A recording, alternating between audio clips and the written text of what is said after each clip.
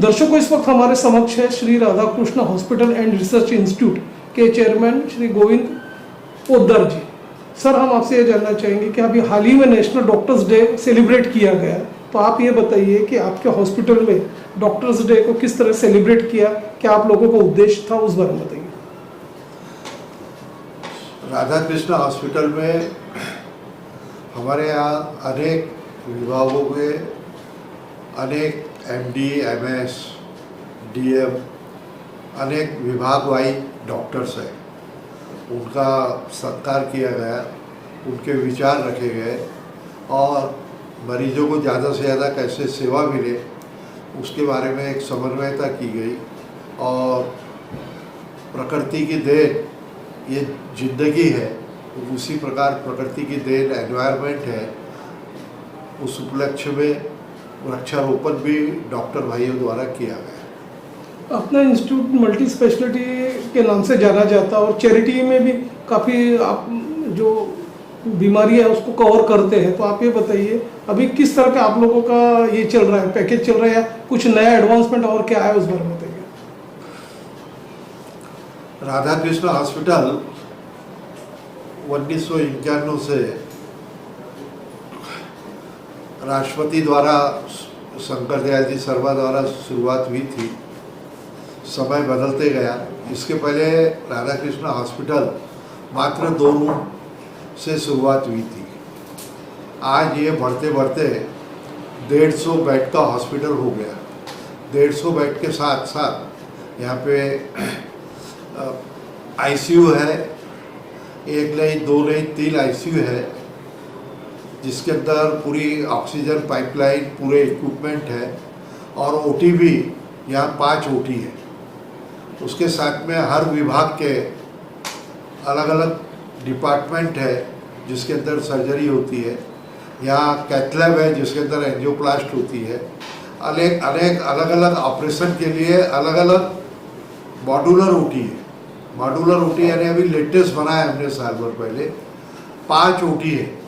नागपुर के बहुत कम हॉस्पिटलों में 5 ओटी होगी कि पेशेंट को जिस प्रकार की आवश्यकता हो उस प्रकार का ओटी काम आता है। और मॉड्यूलर यानी लेटेस्ट इक्विपमेंट के साथ ये ओटी बनती है। और यहाँ पे ऑर्थोपेडिक, आई सर्जरी, ये इसी प्रकार पैथोलॉजी, सिटी स्कैन, ऐसे गायनिकोलॉजी, ऐसे अनेक डिपार्टमेंट है। और डॉक्टर सुनीता यहाँ की एडमिनिस्ट्रेटर है, वो मेरी जो बातें छूट गई है वो आपको बाद में बताएगी। और अभी अभी हमारे यहाँ महात्मा फुले योजना भी चालू हुई है महाराष्ट्र शासन के द्वारा, जिसके अंतर्गत अनेकों टाइप के ऑपरेशन निःशुल्क हो रहे हैं।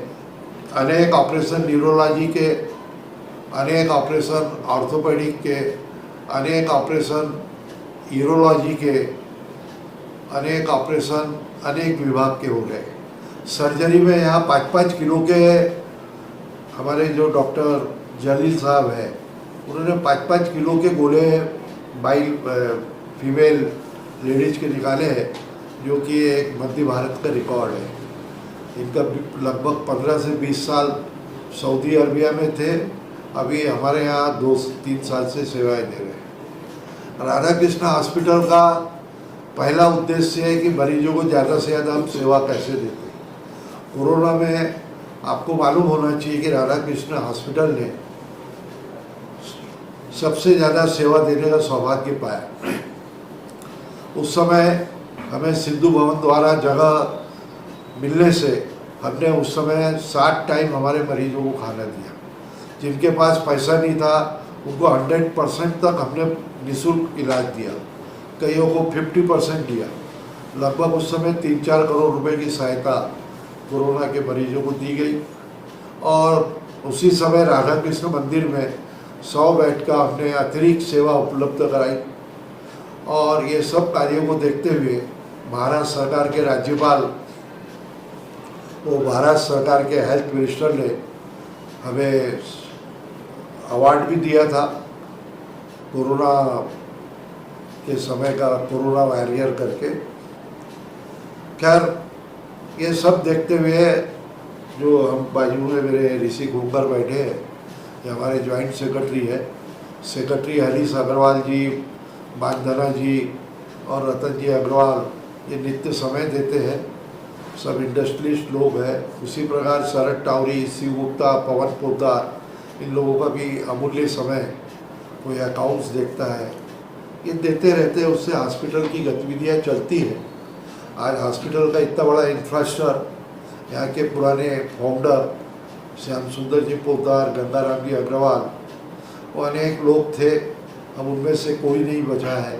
ये सेकंड जनरेशन अभी यहाँ संभाल रही है और थर्ड जनरेशन के भी टावरी जी और अनेक लोग, शिव गुप्ता, अनेक अबाउट 50 इयर्स के भी जुड़ गए हैं। उससे आने वाले समय में सुविधाएं बढ़ेगी और 20 साल बाद भी यह प्रशासन बराबर चलता रहेगा, ऐसा मैं विश्वास करता हूँ। यह hospital central government health scheme द्वारा भी रजिस्टर्ड है, जिसमें सैकड़ों गवर्नमेंट के डिपार्टमेंट जैसे रिजर्व बैंक है, एयरपोर्ट है, सेंट्रल रेलवे है, आईसीसी रेलवे है, ये आपके डिफेंस भंडारा, डिफेंस नागपुर, ऐसे सैकड़ों डिपार्टमेंट के कर्मचारी यहाँ के अपना इलाज करवाते हैं। और मैं हमारे नागपुर के और नागपुर के आसपास की जनता से निवेदन करूँगा कि वे महात्मा फुले का स्कीम का फ़ायदा लेवें, यहाँ पे आके संपर्क करें कि उनका इलाज कैसे निःशुल्क हो। और मेरे बाजू में डॉक्टर कामदार जी बैठे हैं, ये रामटेक का हॉस्पिटल चला रहे हैं, जो हमने अभी 100 बेड का हॉस्पिटल 2 साल पहले लिया था कि ग्रामीण विभागों में स्वास्थ्य की सेवा ज़्यादा से ज़्यादा पहुँचे। वहाँ भी काफ़ी ऑपरेशन महात्मा फुले स्कीम के अंतर्गत किए जा रहे हैं। चेयरमैन साहब, हम आपसे ये भी जानना चाहेंगे कि अनियमित जीवन शैली के चलते हुए महिलाओं में लाइफस्टाइल डिसऑर्डर में बदलाव की वजह से कैंसर काफ़ी फैल रहा है, महिलाओं में कैंसर काफ़ी फैल रहा है। तो कैंसर की दिशा में आपके हॉस्पिटल की तरफ से किसी प्रकार कोई ये चल रहा है क्या? ऐसा है कि कैंसर क्यों फैल रहा है ना, ये सबसे पहले हमको हमारे यहाँ के एनवायरनमेंट में देखना चाहिए। आज हमारे यहाँ पावर हाउस 2000 मेगावाट का प्रोडक्शन है, जबकि हमारी रिक्वायरमेंट 100 मेगावाट है। हमारा कोयला इंपोर्ट होता है पोर्ट पे, तो पोर्ट के पास में पावर प्लांट डलना चाहिए। यहाँ हमारे नागपुर के आसपास बोलो या विदर्भ के अंदर ये जितने पावर प्लांट फैल रहे हैं, यदि इसके ऊपर डिलीजेंस रिपोर्ट की जाए तो यह यहाँ की जनता को, आपके जैसे बुद्धिजीवी लोगों को मालूम होगा कि एनवायरनमेंट खराब होने से, पावर हाउस प्लांट आने से कैंसर फैल रहा है। और रही हमारी कैंसर के अंदर, हमारे यहाँ कैंसर डिपार्टमेंट है, उसके अंदर कई टाइप की सेवाएं हैं और कैंसर के ऑपरेशन भी होते हैं हमारे यहाँ। पर जितने बड़े कैंसर के हॉस्पिटल होना चाहिए उतना बड़ा विभाग हमारा नहीं है। फिर भी काफ़ी ऑपरेशंस डायग्नोस होने के बाद होते हैं। ठीक, ओके। मैम से बोलिए। मैम, हम आपसे ये जानना चाहेंगे कि जो श्री राधा कृष्ण हॉस्पिटल जो है दिन पे दिन प्रगति शिखर पर अग्रसर है, तो आप ये बताइए किस तरह का आप लोगों का एक व्यवस्थापन होता है ताकि ज़्यादा से ज़्यादा लोगों को चिकित्सा सुविधाएं मिली, उस बारे में बताइए। नमस्कार। सबसे पहले मैं मेरे बारे में बताऊंगी। मैं डॉक्टर सुनीता, मैं राधा कृष्ण हॉस्पिटल में एडमिनिस्ट्रेशन डिपार्टमेंट देखती हूँ। राधा कृष्ण हॉस्पिटल पूर्व वर्धमान नगर का एक काफ़ी बड़ा मल्टी स्पेशलिटी हॉस्पिटल है, जो कि अब सुपर स्पेशलिटी हॉस्पिटल भी बोला जा सकता है। यहाँ पे कार्डियक सेंटर और किडनी विभाग और ऑप्थेल्मोलॉजी सेंटर जो है, सुपर स्पेशलिटी लेवल का ऑप्थेल्मोलॉजी सेंटर भी है। रही सुविधाओं की बात, मैं थोड़ा सा पहले डॉक्टर्स डे सेलिब्रेशन के बारे में भी कुछ 2-4 शब्दों में आपको बताना चाहूँगी। गत 1 जुलाई को यहाँ पर डॉक्टर्स डे सेलिब्रेशन हम लोगों ने किया, उस कार्यक्रम की अध्यक्षता हमारे प्रेसिडेंट, हमारे ट्रस्ट के प्रेसिडेंट श्री गोविंद जी पोद्दार, इनके हाथों द्वारा की गई। और इसकी जो शुरुआत थी, डॉक्टर्स डे सेलिब्रेशन की जो शुरुआत थी, वो हम लोगों ने डॉक्टर्स के हाथों वृक्षारोपण से की। हमारे यहाँ हॉस्पिटल में सामने की तरफ और पीछे, अग्रभाग की तरफ और पीछे भाग की तरफ, दोनों तरफ गार्डन है। तो उसकी ही शोभा बढ़ाते हुए हम लोगों ने कुछ प्लांट्स उनके हाथों उनका ये किया, प्लांटेशन किया। इसके अलावा जो है अध्यक्ष महोदय के द्वारा उनका फेलिसिटेशन किया गया, डॉक्टर्स का फेलिसिटेशन किया गया, जो सीनियर डॉक्टर्स हमारे हैं, जो कंसल्टेंट्स हमारे हैं उनका, प्लस इसके अलावा जो हमारे युवा डॉक्टर्स हैं उनको भी सर ने एनकरेज करते हुए 2 शब्द उनके बारे में बोले और उनका भी फेलिसिटेशन पुष्पगुच्छ देकर उनका फेलिसिटेशन किया गया। और उस कार्यक्रम का जो आभार प्रदर्शन था वो हमारे जॉइंट सेक्रेटरी, हमारी संस्था के जो जॉइंट सेक्रेटरी है ऋषि जी कुंगर, उनके द्वारा किया गया। अस्पताल के बारे में मैं थोड़ा सा ये बताना चाहूँगी कि जैसे कि मैंने बताया कि चैरिटेबल और मल्टी स्पेशलिटी के अलावा अब ये एक सुपर स्पेशलिटी हॉस्पिटल बन रहा है। कार्डियक यूनिट है हमारे पास में और सारे डिपार्टमेंट्स हैं। कैंसर के बारे में भी जो आपने सवाल किया, तो कैंसर एक खर्चीला इलाज इसका होता है, लेकिन जो हमारे पास में MJPG का जो स्कीम है, महात्मा ज्योतिबा फुले स्कीम जो हमारे है, तो उसके अंतर्गत हम लोग कैंसर के मरीजों का इलाज करते हैं। मुफ्त में हम लोग डायलिसिस करवाते हैं। यहाँ पे जितने भी पेशेंट हमारे एनरोल्ड होते हैं, जिनको क्रॉनिक किडनी फेलियर के जो पेशेंट्स होते हैं, उनका हम लोग मुफ्त में डायलिसिस करवाते हैं। इसके अलावा AV फिस्टुला का एक छोटा सा सर्जरी होता है जो कि जनरली इन पेशेंट्स को उसकी ज़रूरत होती है, तो ये AV फिस्टुला की सर्जरी भी हम लोग फ्री में करवाते हैं, जिसका कि बाहर में अगर आप देखेंगे तो चार्जेस 20 से 25 हज़ार रुपये इसके चार्जेस आते हैं, वो फ्री में कर टोटली फ्री में।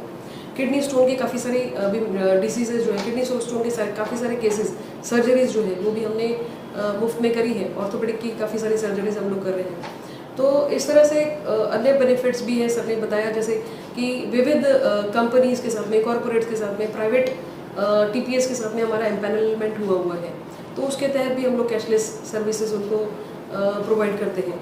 एक नेकी का पिटारा हमारे पास में है, जिसका ऐसा है कि वो हमारे यहाँ एक कैंटीन चलती है, जो मुफ्त भोजन, जितने भी हमारे यहाँ मरीज़ एडमिट होते हैं उनको मुफ्त भोजन उनको दिया जाता है।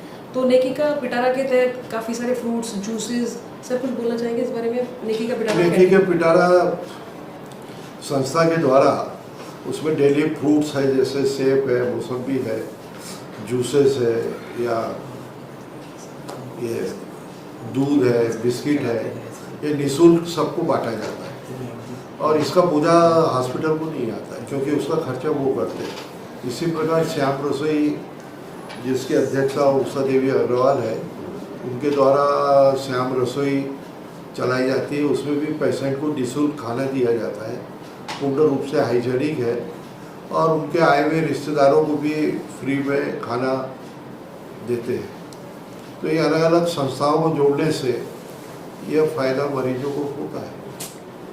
सडनली हमारे डॉक्टर कामदार जी यहाँ उपस्थित है, मैं निवेदन दूंगा कि रामटेक के बारे में थोड़ी जानकारी देवे। हुआ कि योगीराज राधाकृष्ण हॉस्पिटल, जो लगभग 1.5-2 साल पहले राधाकृष्ण हॉस्पिटल मैनेजमेंट कर रहा है, तो आप रामटेक के योगीराज राधाकृष्ण हॉस्पिटल की जानकारी देंगे। किस तरह के हालात है रामटेक के हॉस्पिटल को बारे में? रामटेक के हालत तो बहुत अच्छे हैं। जब तक राधाकृष्ण हॉस्पिटल चला नहीं रहे थे, तब तक वो हॉस्पिटल के थोड़े से दयनीय हालत में थे, पर आज वो हॉस्पिटल आज बहुत अच्छे से चल रहा है। और वहाँ पे आप अभी एक पूछे थे कि कैंसर इसके लिए क्या करते हैं, तो राधाकृष्ण हॉस्पिटल वहाँ हर हफ्ते में पेरीफेरी में बहुत सबसे ज़्यादा कैंसर का प्रभाव है, पता नहीं चलता है। तो उस चीज़ में हमारे अध्यक्ष जी वहाँ पे हफ्ते में एक दिन ऑन्कोलॉजिस्ट आके फ्री ये करता है, ट्रीटमेंट करता है। और साथों साथ वहाँ पे MJPG हुआ है, ESIC अभी जस्ट इम्पैनल हुआ है, और वहाँ पे हम गरीबों के लिए बहुत अच्छे से, भगवान की दया से सभी व्यापार इंडस्ट्री होने के बाद भी फाइनेंस मैनेजमेंट आप देखते हैं और डेली आते हैं। आज यहाँ पे सभी लोग अपने कार्यों में व्यस्त होने के बाद ट्रस्टीगण यहाँ आते हैं और अपने अनुभव का यहाँ पे पार्टिसिपेशन करते हैं। और मेन रोल तो डॉक्टर और डॉक्टरों की टीम, नर्सेस, ये सब टीम वर्क है, ये सब लोग अपना अपना काम करते हैं। और आप लोगों ने जो आज इंटरव्यू लिया, उसके लिए मैं आपका धन्यवाद।